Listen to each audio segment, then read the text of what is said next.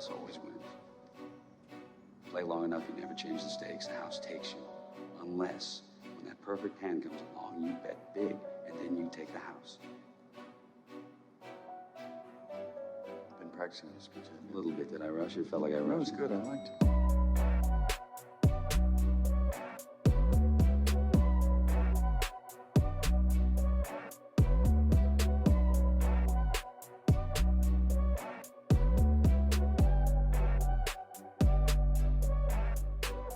What's up, everybody, and welcome back to the Big Easy Bets podcast. I'm your host, Logan, and with me in the studio, Nick Von Brick. What's up? I am sick, so sick that we just recorded 15 minutes of a podcast and then realized we did not actually record anything because we forgot to hit the record button. So we are running it back. Yeah, I have the flu. Nick's getting over the flu, but the flu is beating the shit out of me really bad.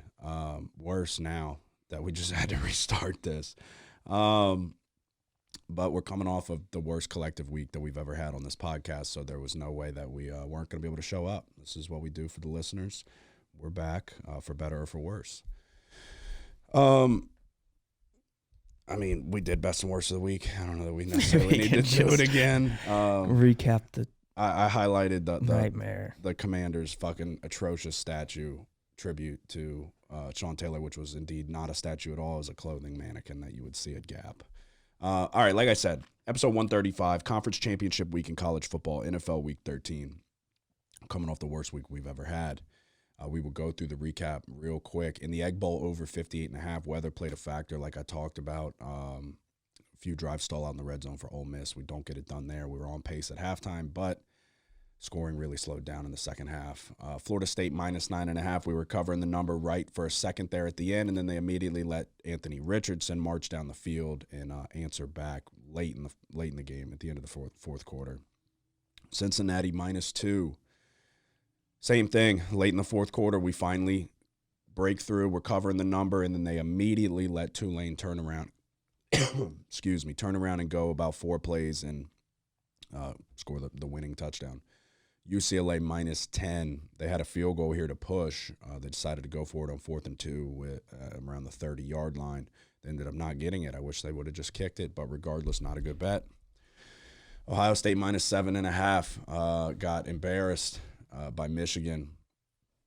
Ryan Day continuously coming up short with a silver spoon in his mouth. He can't get it done. So we started off the week with 5 straight losses.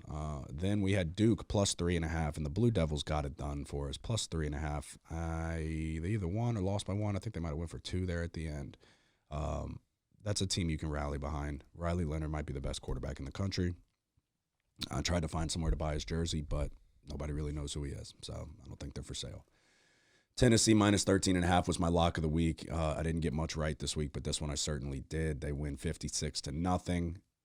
A lot of professional gamblers were on Vanderbilt. It didn't make sense. I felt like Tennessee really is just a better football team. I understand they lost Hendon Hooker. Their season is essentially over, I guess, although I don't know how Alabama is above them in the rankings. It doesn't really make much sense to me.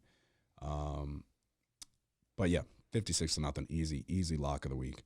Then I had App State minus 4.5. Their secondary is so bad. It's not even funny. Their coach should be fired on site. Miami plus 6.5, easily the worst bet we had this week. Never had a chance in the game. North Carolina minus 6.5. We had to get lucky this entire game to even have a chance. They find themselves in overtime with the ball first, which is exactly what we need. They get inside the 5-yard line, then they stall out and end up giving up a touchdown very shortly after to lose the game. Kansas State minus 10.5, a really good performance by Kansas State. Every time they would punch, they'd get counter-punched, and they'd come right back and punch again. A really good team in Kansas State. That closes out a 3-8 week for us in college football. A fucking brutal week. I lost 10 in a row. Just That is Mississippi State, Ole Miss over X. That guy who said he's fading us now is Tulane, Cincinnati under 46.5 X. Central Michigan minus 2 X. Iowa minus 10.5 X. Florida State minus 9.5 X. before I forget, Wyoming, Fresno State over 50.5x, Ohio State minus 7.5x, LSU minus 9.5x, Pitt Miami under 43.5x, Miami plus 6.5x, Kansas State finally gets us our first win, and then Air Force minus 1.5. Yes. 2-10. 2-10, collectively our worst week that we've had on this show, but statistics say that there are brighter days ahead, hopefully this week, because if not, we're fucked. I mean, you're still doing very well this year. That just shows how good you were doing, that you have a 2-10 and you're still up, and that's only your second lock of the entire year that you've lost. So don't lose faith. We're out here fighting for our lives, literally. I'm running fever as we speak. I'm damn near drenched in sweat right now. They're trying to take us out. They're trying to take us out the worst week we've ever had. We both get the flu. We're going through it right now, but it's only one way to go, and that's up. So we look ahead to conference championship week. I might just get a little crazy and pick every single one, but we'll start with Friday. Do you have anything Friday? I guess, yeah.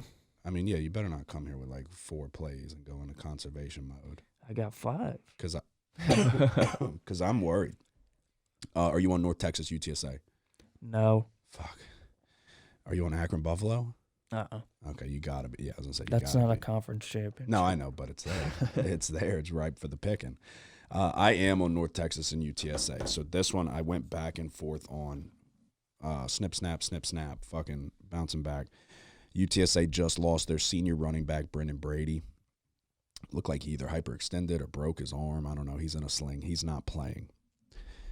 These two teams played earlier this year in a barn burner that UTSA had to come from behind on the last drive. I'm going to lay the points with the Roadrunners. I think time of possession is a huge factor in this game, and a few things will hinge on that. It starts with the 105th ranked North Texas rushing defense, allowing over 185 yards per game on the ground. You match that up with a top 10 third down defense in UTSA. One team can't stop the run. The other team's quality at getting off of third down offense. One team can't stop the run. The other team's very good at moving the chains. Top 10 in third down offense at 49.7%. I don't think that North Texas is going to have an answer for Frank Harris's Frank Harris's mobility. North Texas is 121st in time of possession, scaling back to my previous point, in large part due to the inaccuracy of quarterback Austin Awney. UTSA dominated North Texas in the first matchup, but the score did not depict that. If you look at the stats, though, this game really wasn't that close. There was a few busted coverages on the back end for UTSA, a few good throws by Awney, but 6-3 at halftime. It was a defensive battle, and then it really opened up in the second half. I think UTSA is the clear-cut better team here. They'll clean up the issues on the back end. Expect Frank Harris to run wild. The backup running back, I'm blanking on his name, actually had a very good game the last time that these two teams played. It is Barnes, Kavorian Barnes, had a very good game last time he played North Texas. So the loss of Brady hurts. He had 2 touchdowns in that game, but it was goal to go, 2 yards out. Kavorian Barnes was the workhorse in this one. I'm going to lay the points with the Roadrunners -8 in the Conference USA Championship. Excuse me. All right. Obviously, I'm also on the Pac-12 Championship as well. I'll let you go first. Okay. Utah versus USC. The game's being played in Las Vegas at Allegiant Stadium.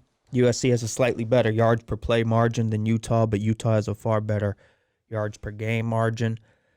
This is the second time these two teams are meeting this year. The first matchup was decided by a 2-point conversion that Utah was successful on with 48 seconds left to win the game 43-42. Usually in this situation, I would take the team that came up short in the first matchup, but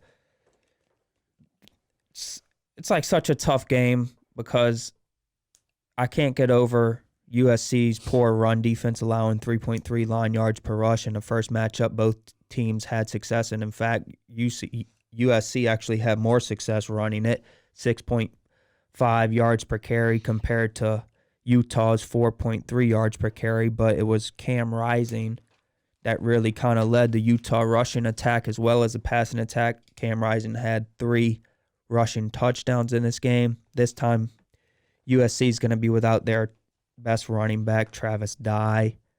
And even though they've still been running the ball well, I don't know. I think both teams try to establish the run more this time because, like, you look at last time, I think even though USC averaged 6.5 yards per carry, they still ran it under 30 times. It's like a game that's kind of tricky. You look at the total as well. Are you about to take the under? I would lean under, but I'm going to take Utah. Okay, I got it. +3. Okay, I was about to say, I got it at 3 as well. I am also going to take Utah.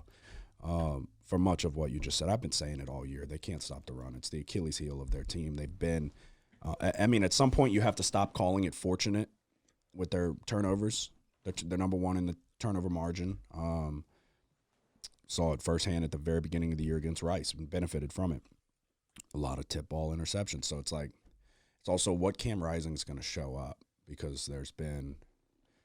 I mean, he's played well for the most part. But for the most part, he has, but there's been more than a couple games this year that it's the like, Oregon game. But, I mean, look, what Utah needs to try to do here, and we'll see if they're able to. I think they will be able to. But since they've played USC the first time, the Utah rushing attack with the running backs mainly has kind of gained some momentum. And you could look at USC and say the same thing. But I think they got to try to establish the run and play a little bit of keep away here and try to. That's definitely the key to victory. Is to establish the run. I don't think it's the same situation as last time, 43-42. You know what I mean? Yeah. Okay. God damn. All right. Are you on the Big 12 championship? Yeah. Gotta be. Kansas State, TCU. TCU is 2.5-point favorites. Is that what you got it at? Yeah. Where are you going?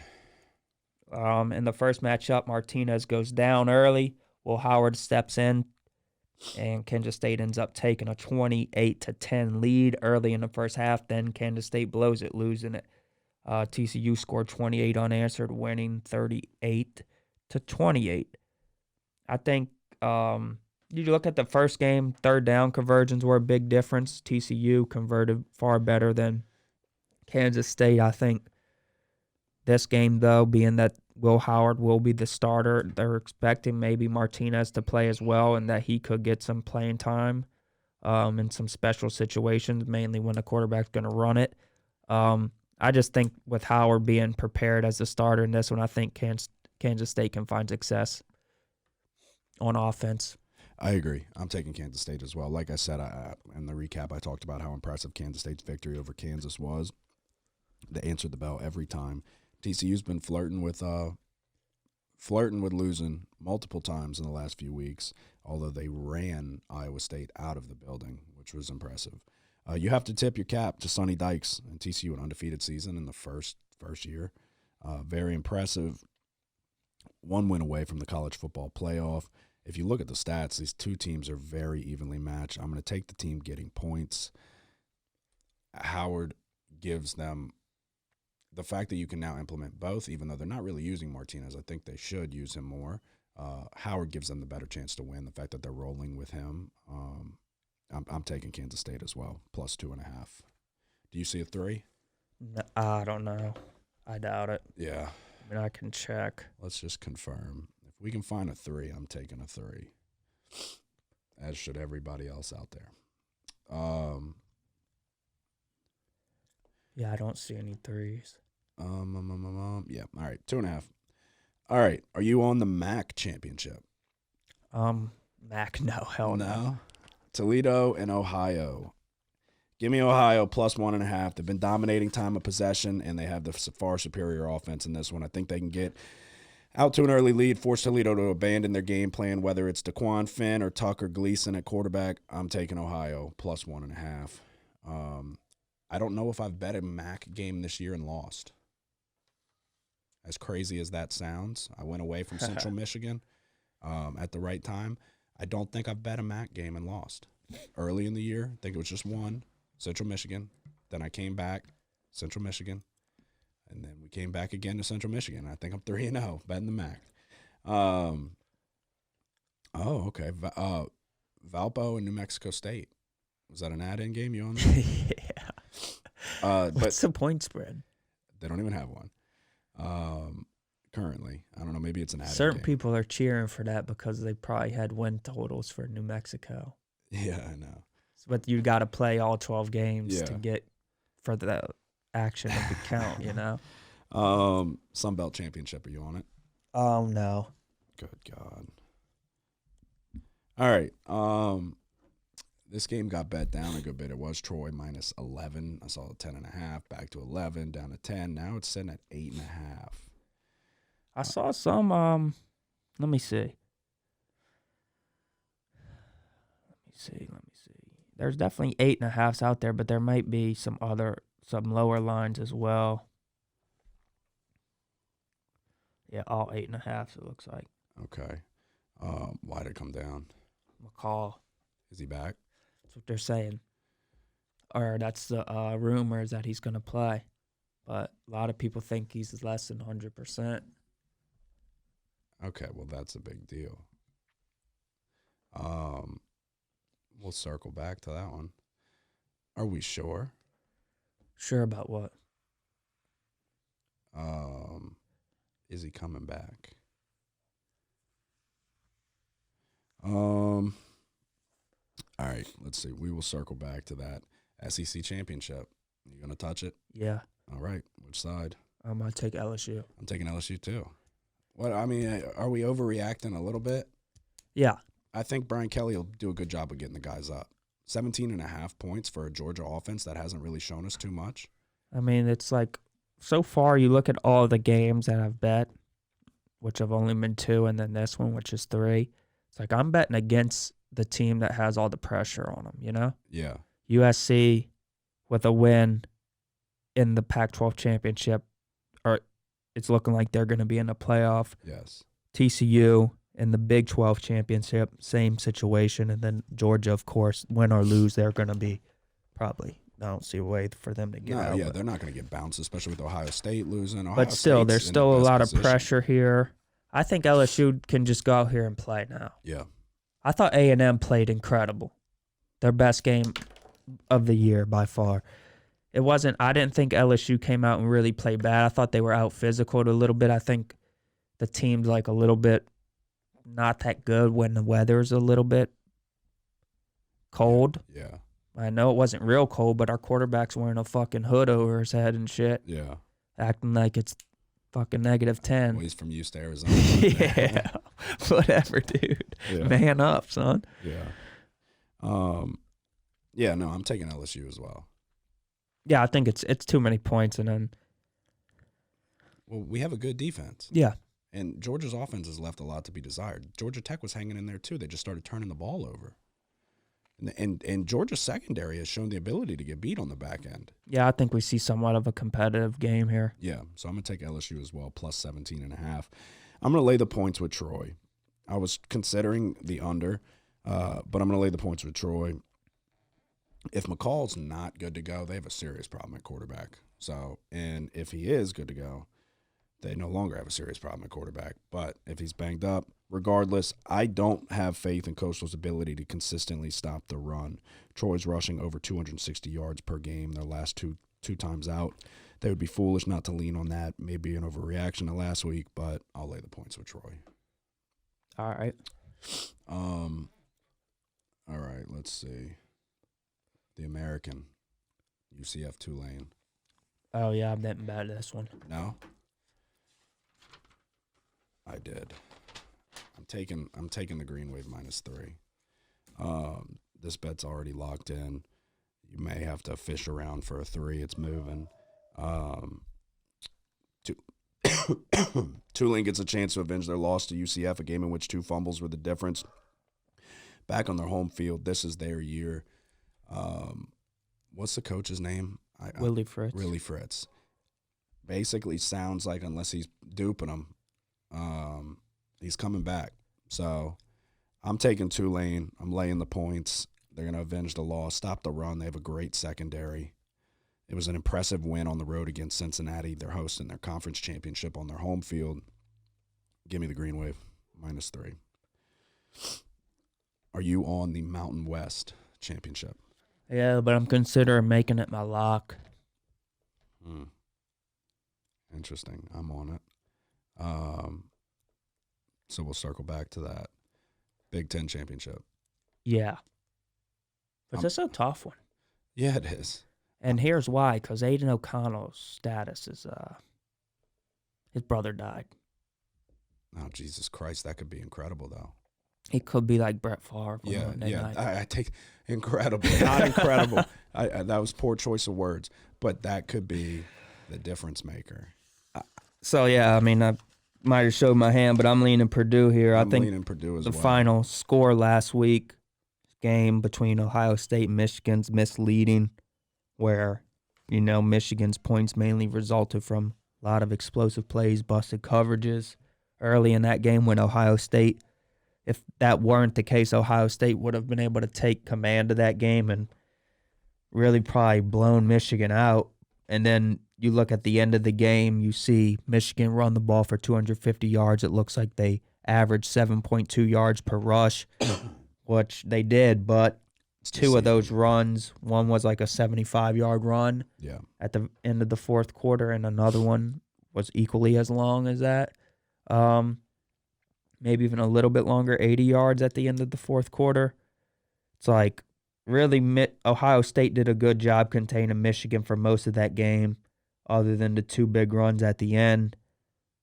And then if it weren't for the busted coverages, I mean, look, it wasn't like McCarthy really lit it up this game. This was a game where if you're a Michigan fan, you're considering yourself fortunate. So I'm gonna take 17 points here with Purdue because I think their rush defense is pretty good. They're 17.5. All right, well, I'll take 17.5. Yeah, I got 17.5, and I see. Sorry, I see 17.5 currently. They're saying that O'Connell's not with the team right now, but he's kind of expected to play. Well, let's be honest. This is a Big Ten championship against Michigan, and his brother would probably want him to play. How does he respond to adversity? Yeah, that's what kind of way I was leaning to, was like maybe he goes out there and dedicates the game to his brother. We've seen it before. Like, it's horrible. But regardless, the team, we want him to play, but the team's going to be fired up for playing for more than just a championship here. He's got to play, though. Yeah, he's got to play. He's got to play. If he doesn't play, we're fucked. They'll win by 8. Yeah, we're hedging. Yeah. Yeah. All right, so we were both on Purdue plus 17.5. Clemson, North Carolina, are you on it? ACC championship. I wasn't. Who are you taking? I am not currently on it, but I lean Clemson. But it's so tough. This was the one that I said, like, typically I leave one out. This was the one that I wanted to leave out. I lean Clemson because of their defense. I think that they have too much speed on the defensive side of the football. Drake May's not going to be able to do a ton with his legs. Their offense is abysmal, I know. We saw what just happened to against South Carolina, where Ogalele went 8 of 29 for 99 yards, a touchdown and a pick. That is 3.4 yards a carry. That's shitty if you're fucking running the football. But they do have guys that can run the football, and North Carolina's defense is atrocious. So I lean Clemson. I mean, what are your thoughts? Yeah, I'm gonna take Clemson. And I'll take them too then. That's the way I lean. I didn't have it down. I think the pass rush could be a little bit of a factor here, and then, I mean, we saw kind of what happened with North Carolina, man. That train's kind of slowing down, especially against Georgia Tech, and then last week against a good North Carolina State defense. Yeah. This defense is just better than both of those, so I'm going to go with Clemson. Yeah, okay. I am as well. Do we have anything left? When there one we skipped. No, I guess not. Oh. Locks. I got to give my Mountain West. So the Mountain West is, spoiler alert, going to be your lock. Oh, yeah. I'm taking Fresno plus 3.5. Okay. Don't tell me. We'll get to it. Yeah, I'm taking Fresno plus 3.5 in the Mountain West Championship. I think that their offense is good enough with Hainer that they're going to be able to exploit a quality Boise defense. It is the strength of their team, but if they can put some points on the board and if they can force Taylon Green to have to throw the football, he's not good at throwing the football. Very good at running it, though. Just clamp down on the run. It's easier said than done. But, all right, that is our bets for Conference Championship week. We will move on to the most important bets, though. Our locks of the week. After a god-awful week, we gotta bounce back. Let's hear it. Mine's in the Mountain West. Fresno State at Boise State. This is a home game for Boise State. They're favored by 3 points. In the first matchup, Boise dominated, rushing for 316 yards and winning 40-20. I'm going to be honest, though. I don't really think that Boise State, I think that, okay, they ran it for 300 yards. I get it, but I don't think that their rush offense is 300 yards good, if that makes sense. Yeah. At the time, Fresno was without Jake Hainer. Yes. Since the Boise State loss, Fresno hasn't lost a game. They're on a 7-game winning streak, and since Hainer's return, they also haven't lost. I'm going with the more prolific passer, Jake Hainer, and Fresno State plus 3.5 is my lock. Me as well. For what it's worth, we've been having the same thought process for the majority of this year. I agree. If you can put Taylon Green, he will turn it over, and he is not immune to turning it over inside his own 20-yard line. I've seen him do it on multiple occasions. I've seen him throw a pick from the fucking 4-yard line on a goddamn out route, like a 5-yard out. All right, my lock of the week. You kind of shit on it. I'm going over in Utah, USC. Okay. There's just no way. I'm not. That's what I have written down. If you listen to this podcast, you know I typically almost exclusively take unders. We've talked about that. We feel like the best gamblers typically do lean under. It's a really we've talked about USC's inability to stop the run. 112th ranked third down defense. What worries me, though, is that Caleb Williams is a machine. So I think we saw it with Utah. I think Utah can win this game outright. We saw that they have the ability to punch and counterpunch. I'm at over 67. We saw it had over 1,100 yards of offense. What was it, 85 points last time these two teams played. Don't think we hit up that much, but if we can hit 68, I'd be okay with that. They just go so fast that it's like, at least USC does, that it's like, Yeah. Especially when you bet those teams that move that quick when they're snapping the next play, like especially in college when the clock stops after first down, you're like, Jesus Christ, they've gone 60 yards. It's been 10 seconds. Like, I just have been getting burned with these unders that I don't think I can do it again this week. I'm going to take the over 67 as my lock of the week. USC's run defense is their Achilles heel. I think that'll put Utah in favorable positions to stay ahead of the chains. But we saw in the first matchup that they couldn't be stopped either. So, yeah, and they won the first matchup. I'm tripping. I don't know why in my brain I was like, USC got them barely, but Cam Rising on the 2-point conversion. Yeah, so, all right, to recap, I am going – I guess I'm going to hold off on Akron-Buffalo, but it doesn't feel right. UTSA -8, Utah +3, Kansas State +2.5, Ohio +1.5, Troy -8.5, LSU +17.5, Tulane -3, Fresno +3.5, Purdue +16.5, and my lock of the week is the Utah USC over 67. I'm going Utah +3, Kansas State +2.5, Fresno State +3.5 as my lock of the week, LSU +17.5, Purdue +17.5, and Clemson -7.5. All right, there you go. That is all our picks for conference championship week in But college football. Oh, I'm sorry. Before we go, so we're both on. This is just an interesting talking point. Before we move on to the NFL, we're both on the underdogs and the Pac-12 and the Big 12 championship. If they win outright, Chaos. the top four is going to be Chaos. Ohio State and Alabama. Well, I was like, yeah, really. Ohio State's in a great spot to find themselves back in the Oh, top yeah. four because it's like 3 and 4 are two One of- teams yeah. that are, one of them are probably going It's the closest conference championship spreads as well. Yeah, exactly. So they're in a great spot to fucking, even though they just got ransacked by Michigan, great spot to get right back in. The committee wants 2 and 3, Ohio State, Michigan. All right, but I guess you could do 2 and 4, and then if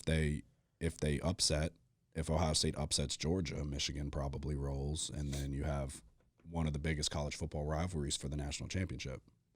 Yeah, but imagine if by both win and somehow Alabama is in here. No, I know. Oh, dude, it's like they've been. It's and like, if you would like talk to people, like still bettors have Alabama as like a top 3 team in their power ranking. Alabama's been out of it for like 2 months now, and then all of a sudden they're like, oh, hey, Bama's back. But it's like, why is Bama over Tennessee?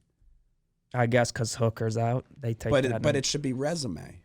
Yeah, but it's also you got to take. If Stetson Bennett broke his leg, they're not taking out Georgia. No, but they're undefeated. If Bryce Young broke his leg, they're not taking out Bama.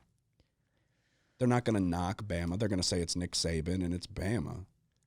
I mean, maybe it should be on what you've done because Hooker's out. They just fucked up Vanderbilt 56-0 with Milton. I understand, but they got Vanderbilt. destroyed by South Carolina. They did, definitely. But Alabama lost to LSU, who just got destroyed by A&M. Yeah, like, both their losses though are like. I know. I just both coming in the final seconds, and then LSU obviously the 2-point conversion is like as close a losses as you could have. No, yeah, definitely. And I just feel like I feel like it should be resume. It should be what you've done. Like Corum getting hurt doesn't knock Michigan. I know it's different, running back, but he's a Heisman Trophy candidate. Yeah, I don't know. I feel like Tennessee's kind of getting the shit into the stick a little bit. They have 1 loss, right? No, two. Two. That's right, Georgia. Yeah. I mean, I'm not that passionate about it. I don't really give a fuck about Tennessee, but I just think it's interesting that Bama's going to potentially find their way in again. Yeah, that would be my prediction. No, yeah, I wouldn't be shocked. I would not be shocked. Georgia number 1, Michigan number 2, number 3 Ohio State. Yeah. Number 4 Alabama. And then we get we get a true but we don't know shit. So it's SEC national championship. Well, we get a true SEC championship and a true Big Ten championship, not one that's separated by divisions and bullshit. Yeah. Yeah, but we don't know much. So the 4 that's there very well may be the 4 next week. That would suck, though. Yeah. Fucking 20-point spreads in the first round. Yeah, but I mean, you think that Georgia would be favored that much over USC? At least 2 touchdowns. You think? Yeah. Yeah. That offense is just good, dude. It's really good. And Georgia's defense is getting. If it's over 2 touchdowns, if it's 2 touchdowns, I'm fucking betting it all. I don't know, dude. It's like because Caleb Williams keeps doing that shit every week. Notre Dame's defense is good, and they were struggling a little bit there. Well, Notre Dame's offense kind of gave the atrocious. ball away. Yeah. And that was kind of some shit. Yeah. Yeah. Oh, I forgot to talk about Joseph's pick. Joseph went 2 and 4. So yeah, we didn't say that either. I'm 52, 57 and 4 on the year, 6, 7 and 1 in my locks of the week. Nick is 50, 41 and 6, 11, 2 and 1 in his locks of the week. Joseph went 2 and 4 in college, brings him to 24, 30 and 1, 7 and 7 in his locks of the week. He went 2 and 4 in the NFL, brings him to 21, 29 and 1, 3, 8 and 1 in his locks of the week. So that is our college football bets. For a very necessary bounce back week, now we turn our attention to NFL week. What is it, 12? Yeah. NFL week 12. We'll recap real quick again, just to make my Thanksgiving week worse. I gave you 4 plays on Thanksgiving Day. We hit one of them. Bills minus 9.5. Loser. Bills, Lions. I don't know because that's where I punched the fucking board. I don't know what I had in that one, but it didn't hit. Cowboys minus 9.5. This was horse shit. I don't know if you saw this. It was the over 54.5. Okay, didn't It hit 53. Yes, because there was a missed field goal. There might have been a missed extra point. I don't know if you saw the Cowboys game. Yeah. Maher misses that field goal, and then Oh, yeah. meaningless drive. Well, that's what I was hoping for because, well, not the missed Did field. the over not hit yet? No. You needed that touchdown? Or Yeah, but there was a way for both to win if he just hits the they field still could goal have got the meaningless touchdown. and then get the meaningless touchdown. But, I Yeah. mean, obviously the field position helped, but. Yeah, well, good for you. Cowboys minus 9.5. They should have had it. One of the best kickers in the league this year fucking misses wide right. Pats Vikings over 42.5. We were both on it. Easy bet. This was well on pace in like the first quarter. Then we got to Sunday Bengals minus 1.5. Joe Burrow is who he thought he was. Minus 1.5. They beat the Titans outright. Well, they're favored. They're supposed to. Browns plus 3.5. They beat the Buccaneers outright. This game was crazy. I think they beat them. Dude, I'm so. Yeah, the Bucs lost. In overtime. They end up going to overtime. And good. The Browns defense is just good, and that's why I bet on them. I don't believe in the Buccaneers offense. I've been saying it all year. Browns plus 3.5. My lock of the week. They went outright. Bears plus 4.5. It was up in the air for Fields to play. He didn't play. That was a big issue. They got shit on. I added 2 games on Sunday. Jaguars plus 3.5 and Cardinals plus 3. And just like the week before when I added 2 NFL plays, both hit. Jaguars plus 3.5. They go for 2. They get it. They win outright. Going for 2 solidified the victory, basically. All-time move. And then the Chargers had Cardinals plus 3. The Chargers also go for 2. Solidified the victory. All great decisions by the head coaches. Go out there and win the game. So I go 5-4. And as I said, that brings me to 35, 34-1, 6-6 in my locks of the week. You went 3-2. Yeah, I had the Bills minus 9.5. That one didn't win. I had New York, Dallas over 45, cashed. New England, Minnesota over 42.5. We won. Bengals minus 1.5. It was my lock of the week. The Bengals ended up winning after kind of like a back and forth game, huh? Yeah, no, it was. And then the Colts minus 2.5 at home on Monday Night Football. They got off to like worst start ever, and then they kind of battled back in the second half. But then the Steelers were able to put a drive together kind of late and take the lead. Yeah. Yeah, regardless, we pray for 5-4 and 3-2 after the week we had in college. So my numbers are slightly different. Shit's moving. I'll give out the NFL numbers of what I see currently. I'm gonna Thursday night. I'm taking the points with the Patriots. I got it plus 4.5. I'll take plus 4. This is one of those, like, I feel like it'll be very public to be on the Bills. It's gonna snow. Good. I love that. It's gonna fucking snow. I love that. They got guys there in the running the football for New England, and they love the snow. So does Buffalo. But snow means it's hard to score points. I'll take the team getting 4. Really, it's 4.5, but we'll take the 4. Yeah, right. I'm on New England. Are you? This is one of those I feel like I talked about last year, how, like, I feel like the obvious choice is, take the Bills.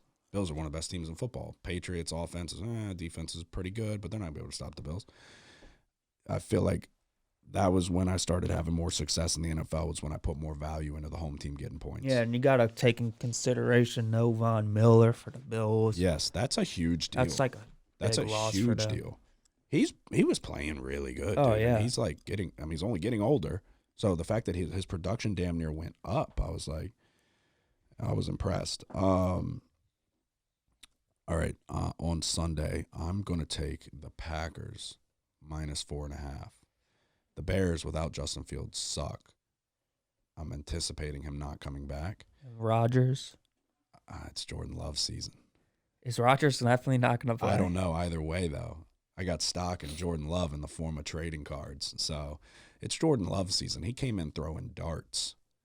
He's been able to sit behind Rodgers every time before that he came in. He looked like absolute shit. But what I saw on Sunday night was enough to sway me. So give me the Packers minus 4.5. What's your first NFL? I'm taking Bengals +2 at home going against Kansas City. Really? Yeah. I can't do it, but I hope they win. I put a futures bet on the Bengals at 28-1. It's not there anymore. It's already come down a good bit. But I hope. Yeah, no, the Bengals are good. Yeah. They're being overlooked, seriously. Joe Burrow's really fucking good. Yeah, no, they're better than they were last year, and they're being overlooked. Now they're getting their best playmaker back, so. Yeah. Is he definitely coming back? Yeah. Jamar Chase? Okay. All right. All the other ones, dude, I don't love any of the other ones. What's your next one? I just got my lock. Fuck. Oh, wait, that's right. All